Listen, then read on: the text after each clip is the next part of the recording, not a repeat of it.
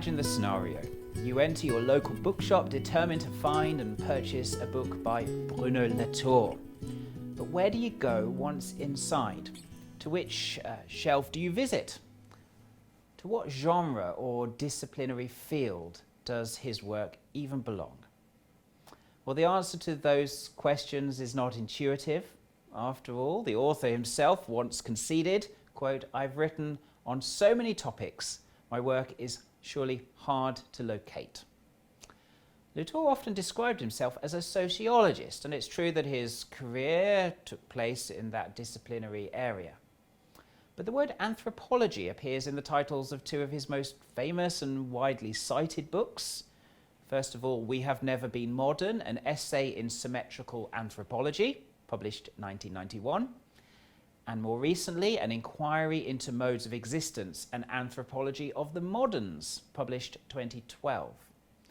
Latour claimed that he was, quote, converted to anthropology as early as 1973, before he had published anything. As we look more closely, we find even more disciplinary affiliations coming to light. A number of his books declare themselves to be studies on methods in laboratory science. There's a long book on the subject of law. There's a shorter co-authored book to do with economics, a book on engineering systems of trains, and even one whose title might identify it as some sort of travel guide to the city of Paris. In addition, later in his life, Latour made the strong claim that his work should be considered as belonging to philosophy, and that he himself was best understood as a philosopher. As one commentator has noted, there are indeed many faces to Bruno Latour. And yet, there's been very little critical reflection on how his work might relate to theology. For me, that's curious, as we can see from even a cursory survey of what he's actually said and written over the years. We might begin at the most important place, his long and important book, An Inquiry into Modes of Existence, where Latour specifies religion as one of 15 forms of discourse he believes are warranted in the public space. A year after that book, Latour was delivering the Gifford Lectures in Natural Theology at the University of Edinburgh, subsequently written up as the book Facing Gaia, published in French in 2016. A deeper examination reveals many texts, articles and reviews in which Latour addresses religion as a central concern, and these are spread in a uniform distribution throughout his career. One of them declares itself to be nothing less than the author's personal spiritual manifesto. Finally, and most intriguingly for me, Latour's very first piece of academic work, his doctoral thesis submitted in 1975, incorporates religious themes as central. More on that in a moment. To think of Latour's work through the lens of religion, then, is by no means to impose a grid or a categorization that's alien to what he clearly intended. But I think there's something even more important to say. I am a professing Roman Catholic, declared Latour. References to prayer and worship abound in his writing, and he made no secret of the significance of faith as a component of his intellectual development and of his mature philosophical ideas. My claim then is that Bruno Latour, that great philosopher of immanence, that which is down here, can only truly be understood through the lens of religion and indeed transcendence.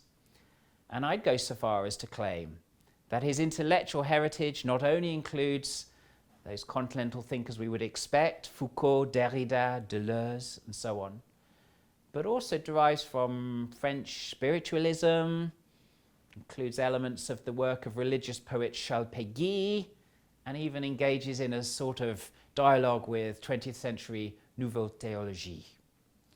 For all these reasons, I think Latour and theology can be brought into a highly productive dialogue. So who was Bruno Latour? A very brief sketch. Latour was born in 1947 in Catholic conservative France to a family of Burgundy winemakers, the Maison Louis Latour, not to be confused with the similarly named and more famous Chateau Latour estate in Bordeaux. I think the motif of the vineyard, with its complex amalgamation of human and environmental factors, and that idea of a distinctive terroir, is a useful one to bear in mind as we go on to address his writing.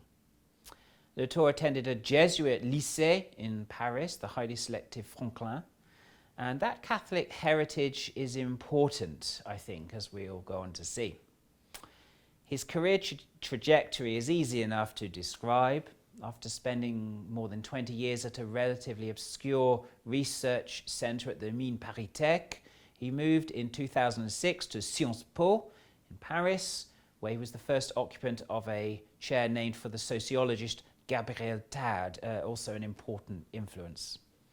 On the way, as you all know, Latour was identified as a contributor to the field of science and technology studies, and as developing an approach to sociological research that he called actor network theory.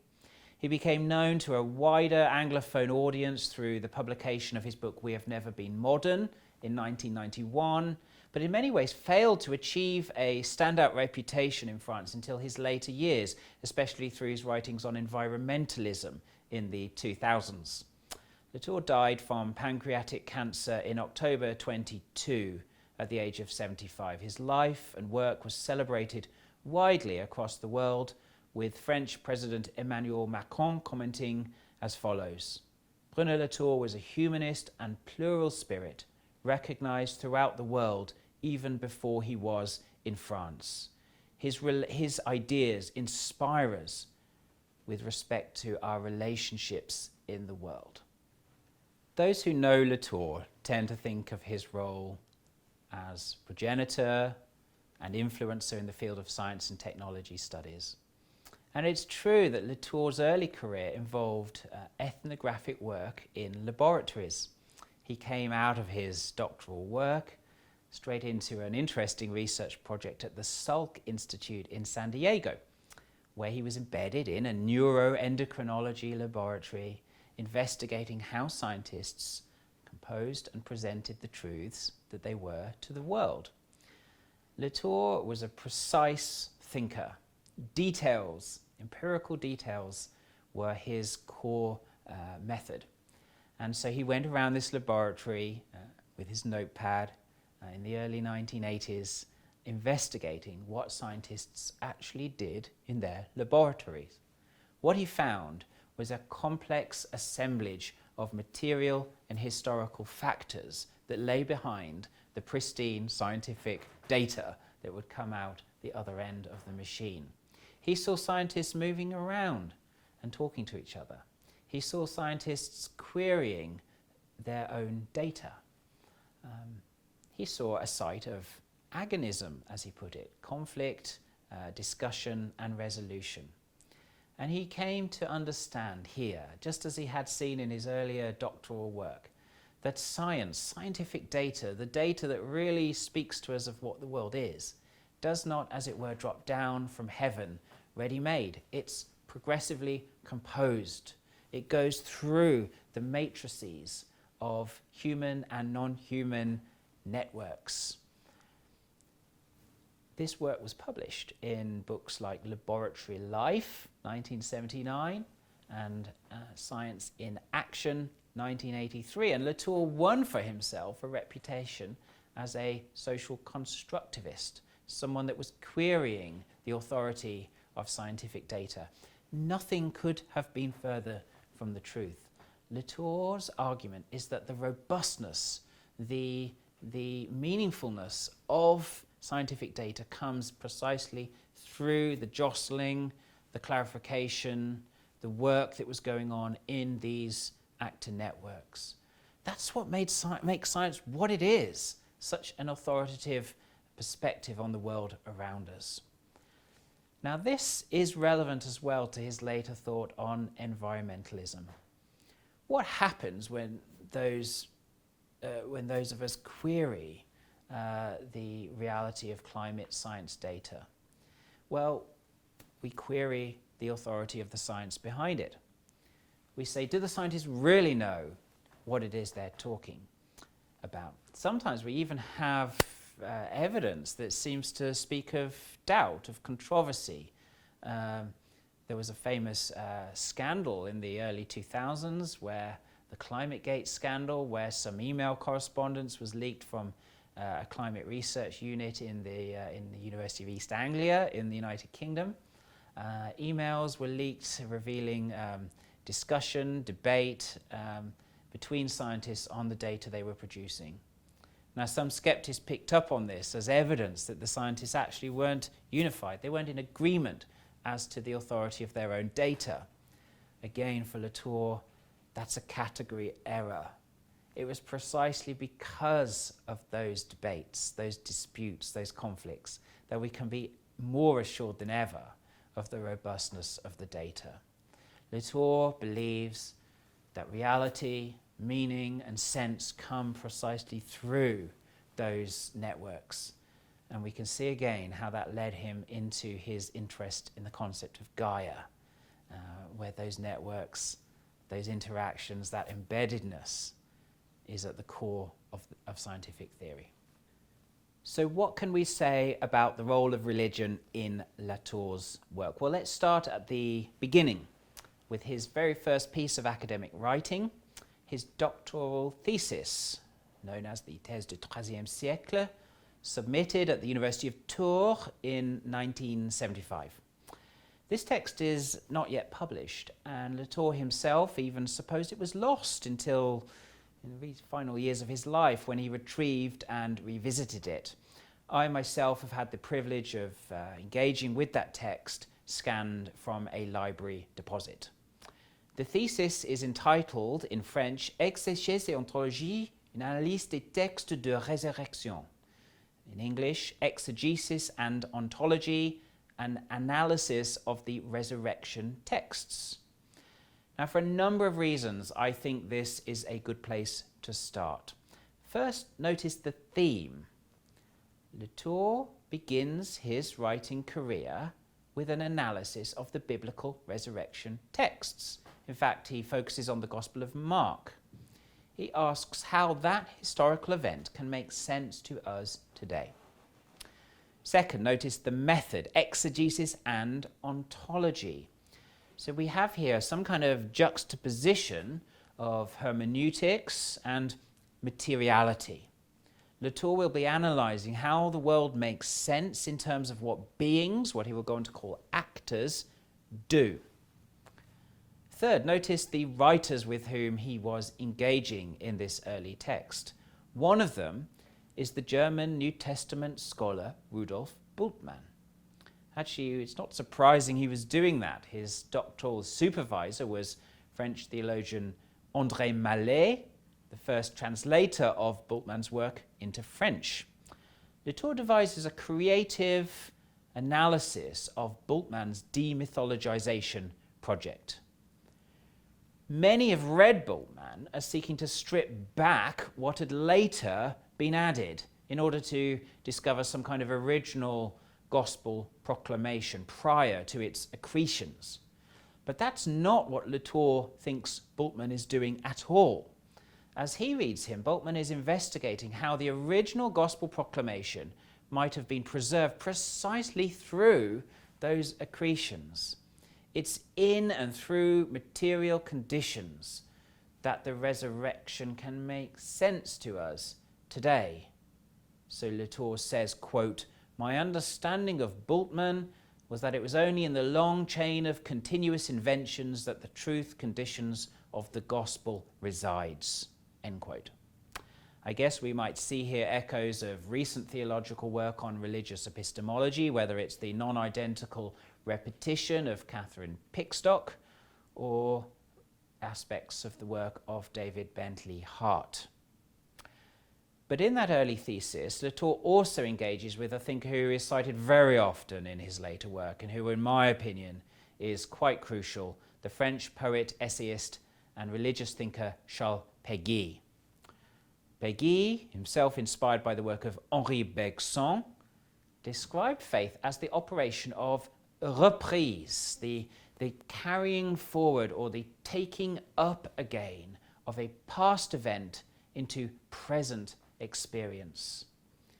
Latour claims that this Péguy-inspired account of religion, somehow in dialogue with Rudolf Bultmann, was an epiphany for him. Quote, I realized that religious beliefs can never be detached from the complex trajectory of interpretation, invention, reprise, fabrication, and incorporations that allow any statement to have their meaning. Now, following Péguy, Latour will go on to suggest this is precisely what the Christian doctrine of incarnation gives us. For the idea of the divinity entering history indicates the sanctification of space and time itself. The Christ event for Latour is not a metaphysical abstraction. Rather, we see its progressive unfolding in memory and creative repetition. For Latour, Péguy, or Saint Péguy as he calls him, reminds us that Christianity does not call us out of this world, but rather back into the world in a mode of responsible, creative engagement with the deposit of faith that has been given to us.